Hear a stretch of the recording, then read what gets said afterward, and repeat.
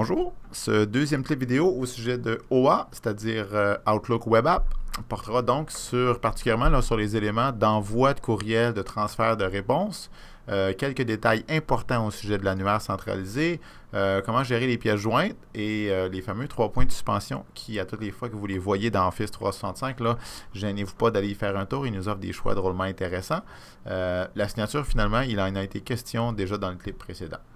Donc, revenons à mon compte de courriel dans Office Web App. Je désire écrire un nouveau courriel. C'est le bouton qui est ici en haut à gauche qui me permet d'ouvrir un courriel vierge. Si je l'écris, ce courriel, à quelqu'un de la commission scolaire, donc je vais automatiquement utiliser l'annuaire. Si si j'écris le nom de quelqu'un qui est déjà passé à Office 365, ça va bien aller. Si je clique sur son avatar, là, je vois que c'est son adresse de Duval-des-Serres qui est choisie. Donc, il va le recevoir, peu importe qu'il utilise First Class ou Office 365. Dans le cas de Dominique, c'est un technicien, il a déjà migré. Donc, ça va très bien. Par contre, d'ici le 25 juin, mettons... Dominique Guérin, par exemple. Dominique G. Fait que là, je me fais offrir Dominique Guérin comme choix. Mais Dominique est un enseignant et comme la majorité des enseignants n'est pas encore passé à Office 365, il va sûrement le faire au plus tard le 25 juin. Mais là, il y a un gros problème, c'est que l'adresse que Microsoft m'offre, que Office 365 m'offre, c'est son adresse qui contient le O365. Alors, si je lui écrivais à cette adresse-ci, il y a des fortes chances qu'il ne le voit pas tant qu'il n'ira pas dans Outlook, ce qui est pas une bonne idée. Donc, la chose à faire, si vous voulez expérimenter et utiliser tout de suite OA pour écrire à des gens de la commission scolaire, ben, c'est de ne pas écrire à leur adresse avec un O365. Moi, j'ai pris le soin de la prendre en copier-coller il y a quelques secondes et de coller cette adresse-là ici et une fois qu'elle est collée, de la modifier pour enlever le fameux O365. À ce moment-là, Guérin D à commercial CSVDC, ça va se rendre au bon endroit. Dans le cas de Dominique, il va l'avoir dans le cas de Dominique Guérin, il va l'avoir dans First Class. Dans le cas de Dominique Hamelin, parce qu'il est déjà migré, il va l'avoir dans Outlook. Mais ça, c'est pas important pour moi. Ce qui est important pour moi, c'est que si j'écris aux gens, il faut que j'écrive à leur adresse CSVDC. Faut que je m'assure de leur écrire à cette adresse-là si je veux être certain qu'ils voient le courriel rapidement. Ce souci ne sera plus présent à partir du 25 juin, évidemment. Outlook ne vous offrira plus les adresses avec le O365, mais d'ici le 25 juin, c'est quelque chose avec lequel il faut faire très attention là, pour toutes les personnes qui auront migré d'avance aussi. Là. Ça, c'est très important. Au sujet des courriels que vous voudriez envoyer, vous remarquez aussi, comme First Class, que par défaut, la zone des copies des copies carbone ou copies conformes cachées. Dans le cas de First Class, ils appelaient ça CCC. Dans le cas de Microsoft, ils appellent ça CCI pour invisible. Là. Elles ne sont pas visibles par défaut. C'est les 3 points de suspension qui vont me donner accès au champ CCI. Puis là, ben, je pourrais mettre des gens dans ce champ-là. Si j'écris, par exemple, à l'ensemble des parents de mes élèves, il ne faut absolument pas mettre leur nom dans CC ou dans A parce que le parent A va voir l'adresse du parent B et ainsi de suite. Et ça, c'est un manque de respect envers les adresses de ces personnes-là.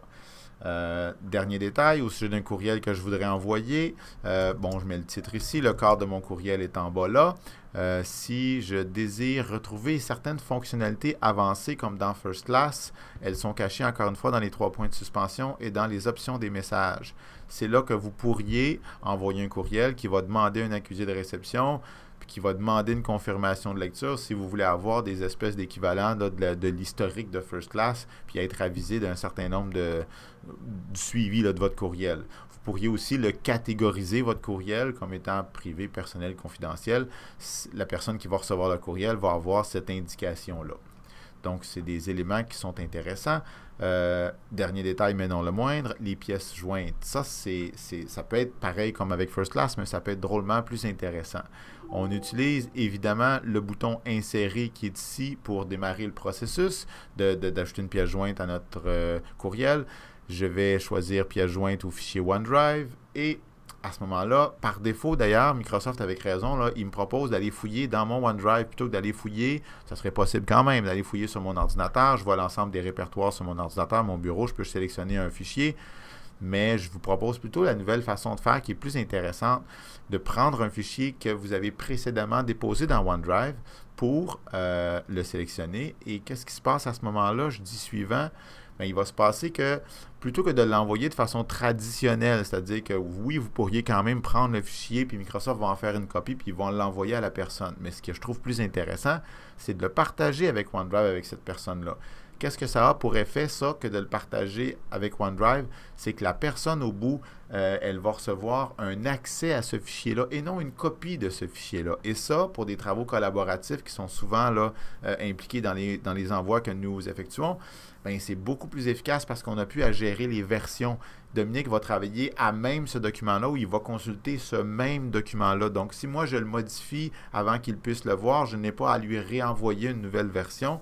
Il va voir la même copie sur laquelle moi je peux effectuer certaines modifications et même que lui, je crois que par défaut d'ailleurs, si je vais voir les autorisations qu'il a, par défaut, il a des autorisations de modifier mon document parce que je lui envoie. Je pourrais le changer cette permission-là, mais ça, je trouve ça drôlement intéressant que d'envoyer des pièces jointes, mais pas vraiment des pièces jointes, mais plutôt des accès à des pièces jointes qui peuvent être très lourdes, ça ne cause pas problème, je ne lui envoie qu'un lien, qu'un accès vers cette pièce jointe-là. Bref, ça complète l'ensemble des détails dont je voulais parler au sujet de OA. Des prochains clips vidéo vous parleront cette fois-là de Outlook, la version logicielle. Merci beaucoup, bonne journée.